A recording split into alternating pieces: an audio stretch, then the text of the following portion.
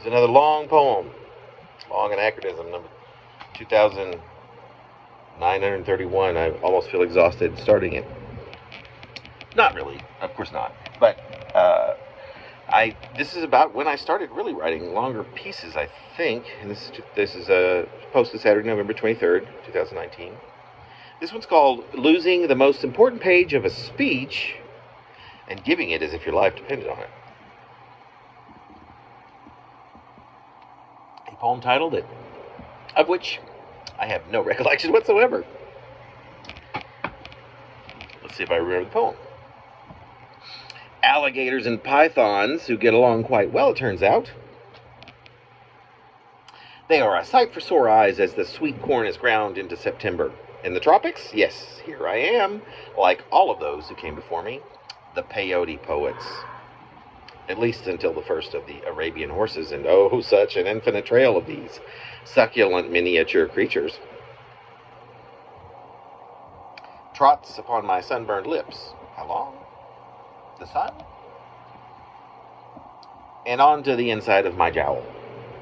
The side on the outside of which is the unsunburned side of my face. My mouth still agape in something like hunger. Or, so no harm to the Arabians there, but then the epiglottis. I choked a bit. A weak cough, I would say. Then, as the horses still kept marching, and ever inward, their infinite trail winding infinitely beyond eyesight on this mirage, this desert dune, I began to realize how hilarious I must look at this thought. And this thought was not without a tinge of my own humor. How hilarious I looked. Only I could not chuckle. The Arabians, you see. With one full half of my body as red as an all but perfectly ripe cherry, the other half as pale as an ivory teacup full of tapioca pudding.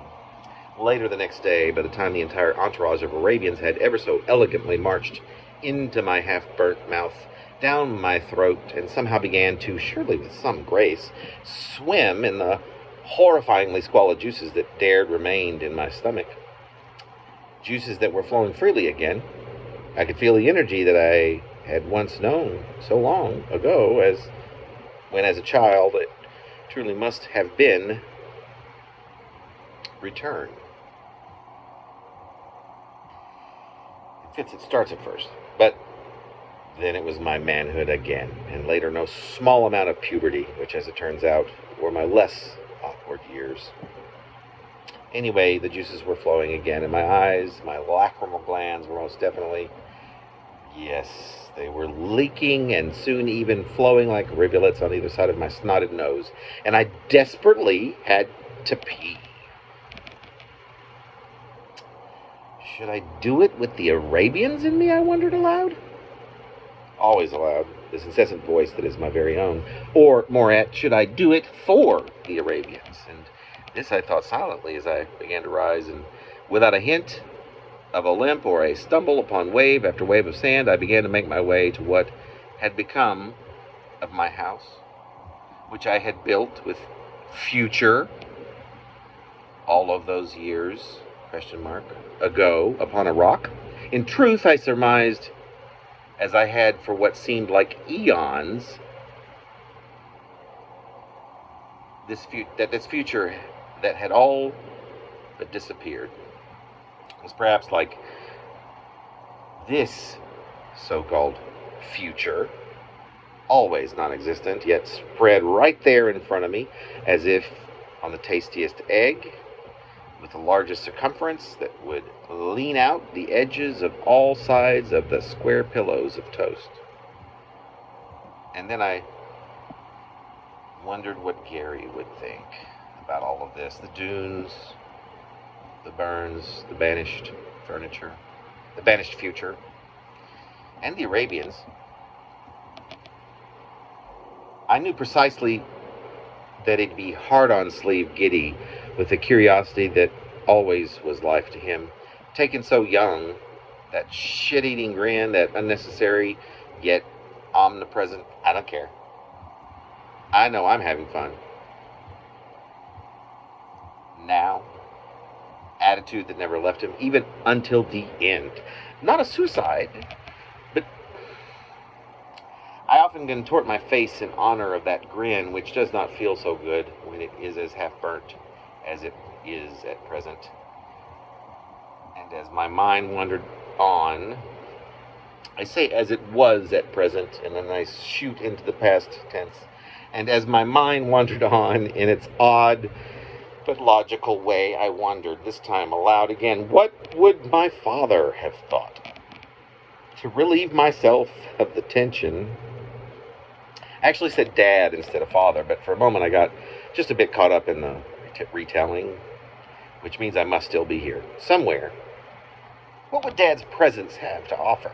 An uncomfortable wave that works its way through one's body from the tippy toes to the top of the head, that gives one that humble feeling of knowing that one is blessed? Why, yes. And then some, I added. This thought about my father, about dad, proved amazing to me at whichever moment.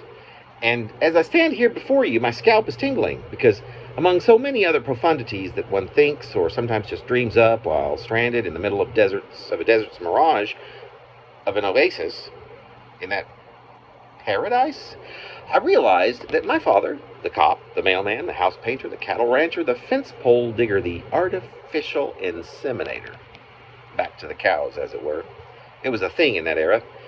In fact, he was officially certified. The volunteer fireman, the owner at one point, and at some points even simultaneously, of a donkey, a mule, and a Kawasaki motorcycle. I thought that my dad was more of an artist than I would ever be. Would he roll over in his grave, the man who never let me get over the fact that I switched majors to undergraduate school? In undergraduate school, from chemistry, almost had it in fact, to theater arts in the middle of my junior year. And I personally paid for all my education, and I left home at 17. It was part of the deal. Do people do that?